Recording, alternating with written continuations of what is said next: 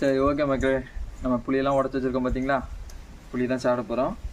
எப்படி சாப்பிட போகிறோம்னா, இங்கே பாருங்கள், இது சுகரு, ஓகேவா, சீனி, அப்புறம் இன்னொரு பிளேட்டில் பார்த்தீங்கன்னா உப்பு.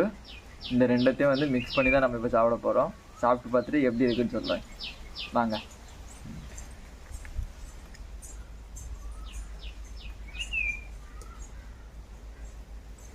பாருங்க, இப்போ வந்து ஒரு பக்கம் நம்ம வந்து முக்கிய எடுத்துக்கலாம்.